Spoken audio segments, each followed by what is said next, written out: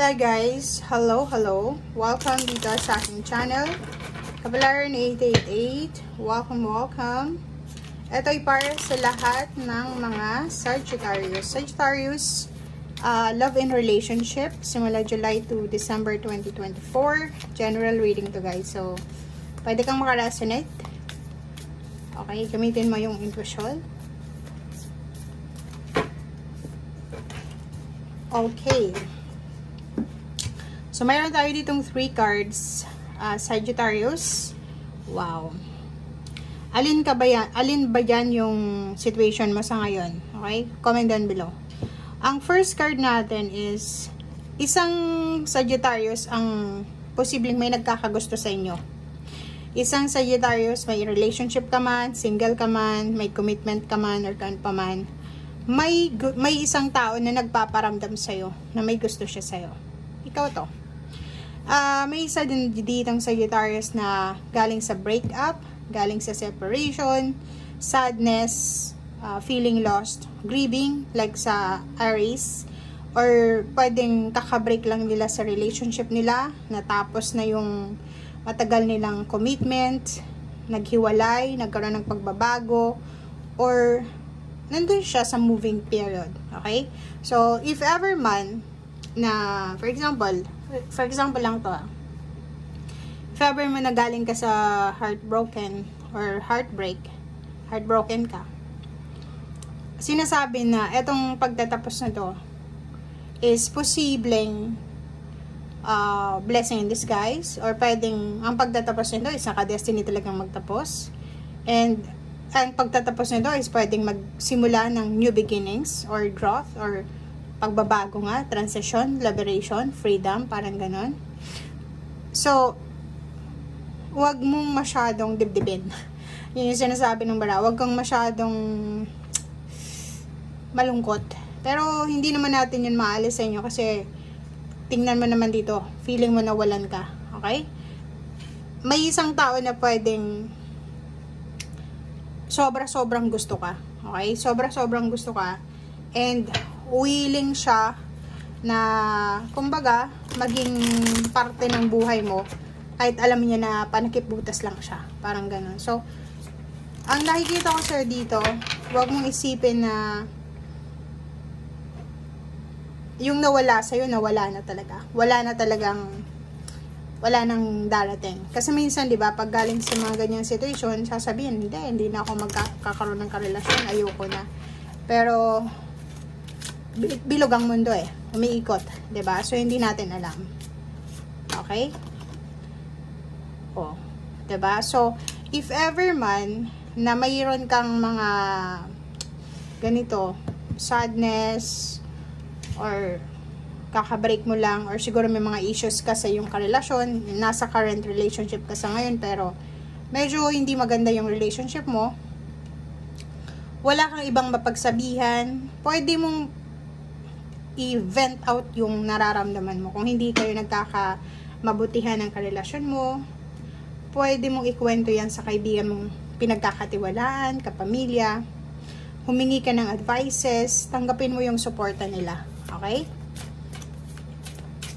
Or pwedeng ang taong ito na palagi mong pinagsasabihan ng iyong mga hinaing sa buhay ay may gusto sa'yo. So, pwedeng tutulungan kanya na gumaling.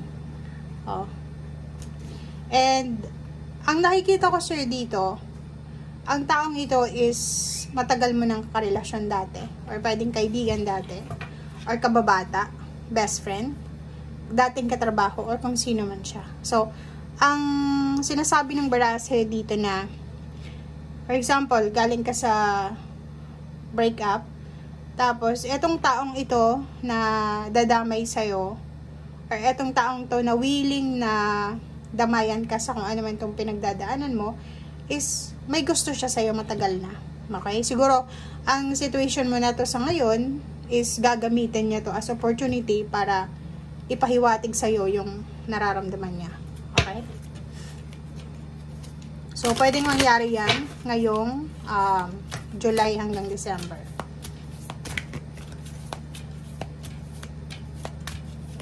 Oops. bravery, explore. So, yun. Ang nakikita ko sa'yo dito na lakasan mo yung loob mo. Kung gusto mong makarecover, gusto mong magkaroon ng freedom, or gusto mong makaalis sa sadness, or makaalis sa sitwasyon na parang feeling mo nauupos ka na nakandila. Lakasan mo yung loob mo kasi ikaw lang yung ikaw lang yung makakatulong sa sarili mo. Okay? Baka yung isang taong ito na naghiwalay kayo, tapos nakamove na siya, tapos ikaw hindi pa rin. Lakasan mo ang loob mo. Kailangan dito ng lakas loob.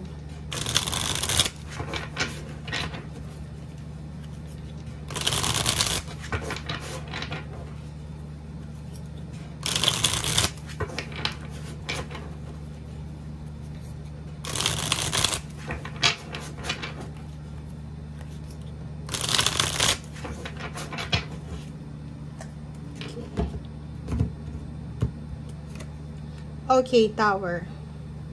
So, yun. Isa confirmation na posibleng may pinagdadaanan kang shadow moment. Nasirang relationship, foundation, security, stability sa usaping relationship. And nandito yung Five of Swords. Sinasabi ng baraha na isuko mo na. 'Di ba? Huwag mo nang i-romanticize yung nakaraan. 'Di ba? Kung tapos na, tapos na. Sagittarius, kung gusto mo talagang magkaroon ng new beginning sa sarili mo, kailangan mong tanggapin. Acceptance. Okay? Huwag mo nang ipilit. Okay? Sinasabi ng baraha dito na may bravery siya, may 8 of Wands, trabahuhin mo daw. Trabahuhin mo yung moving on period mo or stage na ito sa buhay mo. Kasi walang sino man ang makakatulong sa'yo kundi ikaw lamang. Okay, 4 of Wands. Nakikita natin dito na hindi naman itong emotional na situation mo sa ngayon, hindi yan yung final destination mo. Kasi ikakasal ka pa eh, 'di ba? Or pwedeng magkakaroon ka pa ng pamilya. Meron pang darating sa'yo na mas stable. Meron pang darating sa'yo na mas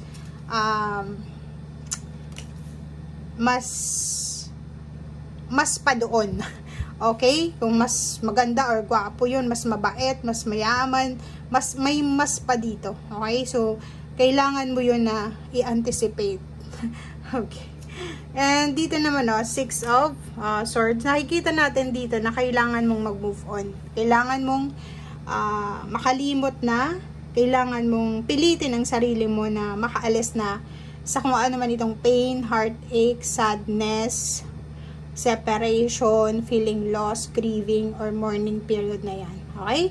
Kasi may parating sa'yo na mas maganda, mas stable, mas harmonious, mas successful, mas positive. Okay? Thank you guys. Bye!